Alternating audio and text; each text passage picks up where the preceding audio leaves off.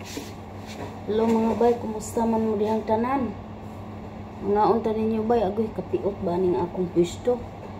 Kuan gigutom man ko bay, kay nambanwas ko aning likod ba?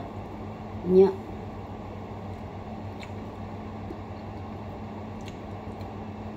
Namalansa pud ko sa akong kuan uniforme. Nakapanahi na pud ko duha ka buok. Pero man ako og himo og pamahaw kay inimata na ko ba yan. Diretso na dagan sa kusina kay maghimo nagpamahaw.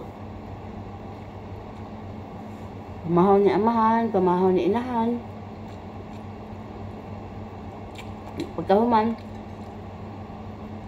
sabayan na po na ko og bit-bit sa akong kape kay kuan ka ng manahi lagi ko kay pwede namang bugla ka ni mga tunga nga bilahan. Lain mang uniforme kay gamay nimo dukpo ing manana kay manang malimpyo lagi ka magkuot-kuot ka ng ilalom.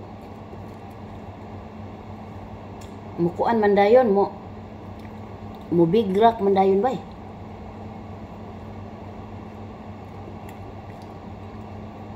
Karon di pa man gyud timpa ni udto.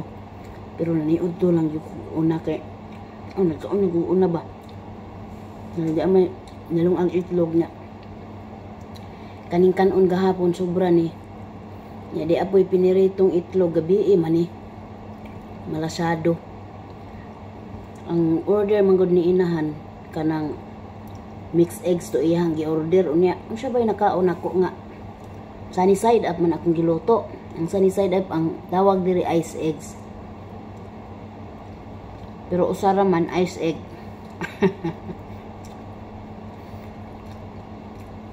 Abi na makaon ni gabi Nako makaon kay gibati man ko kabusog. Gibati ko kabusog.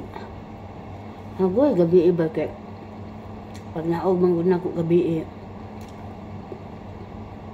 nanawag na ni si inahan. Nanawag na ni si inahan kay kuan na bungkag lagi ang katong nangayabo ba ang makaang dito sa glass room. Kay di ay nakasud ang iring. Wa gyud mi kakita sa iring. Kanin magod si amahan. Nag-ilis og kaning suga. Kay napundi na. Wa niya gisirad-an ang pultahan. Karon ang iring misulod. May gani gisirad-an niya diri sa entrance diri padong sulod kay og wa gani sus magkagubot gyud mi ginukod sa iring. May gani ang iyang giablihan dito sa classroom. Di pa gid siya moangkon nga iyang giablihan. Nga namang gilain mo naman to kay merong liili na ko niya. Nakita na ko siya, ginamubo man ko buwak. Nakita na ko siya. Nag-ilis lagi bombilya. Nya, wa pa man to nangatuwad ang mga kaang kay naman gud koy mga tanong gibutang anang bintana ba. Mga bintana anak kanang CR magud ng atbang atbang na ako gipatong dito mga tanom. Nya kani si inani kalit og panaw, piniro na kong liliwa pa man to nangayabo nga kaang kay nang muubo ko buwak. Nangabo ko aring sulod. Pagka ikaduha ni ingon mo sinahan dali miri kay pagka nang kuan ani kanang limpyuhi kay nangayabo. Ko nga ngano na yabo nay. Anak ko na akong naw sa iya anak mo nagkuan mo ko naghuna-huna ba ko naon siya unsang pagkahitabuan anak ko. Ngano na yung yabo dito pa sa bangko. Adto sa kutso na yabo. Ingon sinahan nga ngano inana mo naong. Kay sige siya yung pagdali. Wa gyud ko muliho kay kuan ko ba na tulala ko. May tikig akong lawas madayon ko muliho kay naghuna-huna ako ba kung unsang pagkahitabuan anong nayabo nga. Wa ko man to. Sana sige na. Wa gyud ko naminaw na yan sige na. Wa mo ni sila laing pulong sige lag pang-apura. Karon nakuha na ko sila kuan vacuum. Anak, busy kayo. Bis na makalma-kalma unta ko gabi ba, relax kapi-kapi, wa mahinuong kakalma kay naa may kuan ka ng trabaho nga wa damha. Nya karon sa akong pagpanilhid, sa akong pagbaklog kay nabalaw jud ko huna-huna ba unsa gyud hinungdan nganong nayabo ning mga kaang. Imposible kayo. Nya ni si nanay nangutanan na sa ako, basig na nakasud iring miring. Wa man puy iring nay inana ko. Kaya nalimpyog siya ko dilian ng kikil. Wa jud ko kita sa iring. Isus kadugayan akong binakliyom ba. Diri na ko dapat sa may pultahan. Agoy ang iring nang hinambi dito sa nang hinambi sa dako kayo nga kaang. Mas lami kaya siyang lingkod dito. Oy, murag katong magpaserve og kape. Karon yabihan akong pultahan kay gitawag na ko si nanay. Ingko nay ali nay tan-awa nay. Nakita na nako unsay hinungdan nganong nayabo ang kuan mga kaang. Siguro ang gibuhat sa iring lupad-lupad siguro siya, nabalo siya pangitag asa siya makagawas kay siguro iyahang na kuan, iyahang na realize nga na kuan na siya na nakulong na siya dito sa katong sulod sa glassroom. Naglupad-lupad siya dito sa may bintana siguro. Unya natandog ang mga kaang nangayabo, nangabali ang bambuwak. Siguro karon wa na siya kitag kuan, ikapol siguro siya pinahitag pultahan asa siya agi. Kaya di man maklaro kung pultahan baron kay sa amin man tanan na diha. Sa amin tanan ang atubangan. Di karon ang iyang gihimo nang hinambid na lang siya dito. Ang giis nanay nay. Di man gud mo tindog si nanay kay lami naman pud siya duwa. Sige po na siya duwa si inahan nang iyang mga duwa, daghan na siya mga duwa pud. May laing trabaho si duwa ng iyang cellphone tibok adlaw. Walay katawagan magduwa. Mo na trabaho nanay tibok adlaw. Magsigyaka. Inigtindog, magsigig aguroy. Ay, ilangan, di ka mag-aguroy nga sige magkagyaka. Lihok-lihok pod gamay, sige lagi nagyaka ba. Kada mata, inig mata, lingkod, kaon, cellphone na. Nya, guwat na pod og kanus ang mukaon. Si cellphone, sige cellphone, yun ana. Kung kapoy man po ng trabaho ano. Di garo nay, kung nga nay, di arang hinungdan nay nganong kuan kanang mga bungkag ng mga buwak. Di iring-diring na hinambit. Siya, mao di, ay, siya. Unsa pagsulod niya, anak si nanay. Eh, di ba na si tatay ni gawas kay kanang nag-ili sa suga.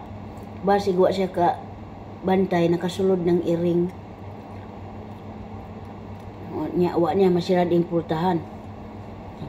Hitabo. Padayon ako sa pagpanglimpyo. Akong giabog ang iring, sos naglupad-lupad gid siya entaw nabalaw pangita. Ako gay siyang gigayran pa ingon siya gawas diri sunod. Nabuang kinaratol man siya, nahadlok siguro siya nga akong sakitan, di man taon ta magpasakit og hayop iluoy. Nya karon gigayran ko nga ayo maglupad-lupad kay mo sa mo kadaghan akong trabaho na limpyohan na raban ako diha. Diri pultahan. Nya karon ninaog na sa tatay kay kuan ka nang giingnan na siya ni nanay nga wala ay nimo sirad ang pultahan, ang iring di ay nakasulod. Siya nga mauba wa man kuno nagsarado mo ko di pag siya mo angkon. Dili sa man lain sa mutan ako sa lain basig na ini sulod. Nya wa sirad ingko uy di gina nako ablihan. Anak ko di gina nako ablihan. Nya karon dati kay dili mo angkon sa iyang sala. Sa iyang dakong sala, dako kang trabaho hinuon. Di nya karon na kani nangita na pud ko sa listahan kay kanang kuan, nangita ko sa listahan kay mangumpra naman pud. Tingkumpra na ba? Kani si amahan, naglistahan ako ana. Di man niya pa maliton tanan. Nya kung unsay wala. Si nanay ari magyaw-yaw nako. Ako puginan si nanay nga. Ingnan na si tatay nay nga ang akong mga lista sa iya di niya pa maliton tanan. Wa ko kay baon sa iyang rason ay. Naglista ko sa iya ha, di po niya pamartuntanan karon. Inig uli nilagi kan ditong nangumpra. Wa na ko kahibaw unsay wa na palit, unsay na palit. Kaya ang listahan wa naman diri mi uli nako. Ako ang giingnan.